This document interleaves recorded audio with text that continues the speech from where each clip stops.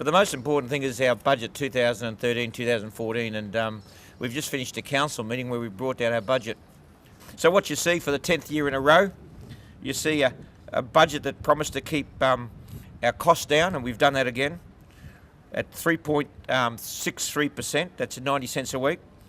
There's still the discount for people that pay their rates on times, and there's still full rates for admission for pensioners at $245. There's one thing about Ipswich.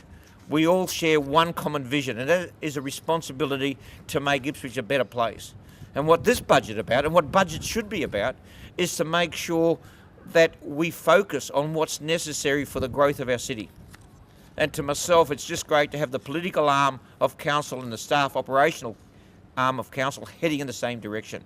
It's great to have myself and 10 councillors debating what's needed for a city to go forward, and not debating against each other personally, is what you're seeing in Canberra. Because I can tell you one thing as a mayor and the councillors, it's easy to make decisions when you've got a lot of money. It's easy. I've been there. But I can tell you what I've enjoyed about this budget, you make your best decisions when you don't have a lot of money, because you have to listen to every discussion and every feedback from the community. You have to look at every dollar line by line to make sure that the decision you're making is necessary for local government.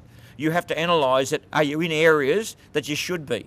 Are you in areas that you shouldn't be? So it's made sure that we stay on focus, and that's what we've done through this budget, to make sure that we stay on focus, to make sure that the next generation of this city, our children, will have tremendous jobs. I could have stood here and said, the reason for the budget is we've had 2 floods in 2 years. I could have talked about the cost index, and in my speech I mentioned that this morning, but I won't. People are sick and tired of blame. People are sick and tired of hearing why you didn't do something. We accept full responsibility for this budget. It's a budget for the future. We're not looking in the rear vision anymore. We're going to head forward as a city. What happened in the past we can't change, but we can determine what happened in the future, and it was fantastic, not to mention the word flood. No job losses. In actual fact, probably job increases.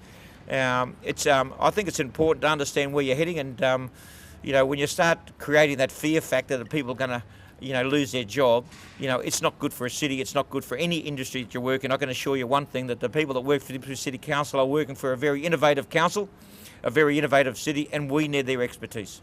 The federal government has got to start putting money into growth areas and not marginal seats. At the next election in September, I want to see growth areas getting the respect they deserve. And I can tell you, I'll be screaming and pushing with my council to make sure the federal government recognises what we've been able to achieve. We're a designated growth area. We accepted it.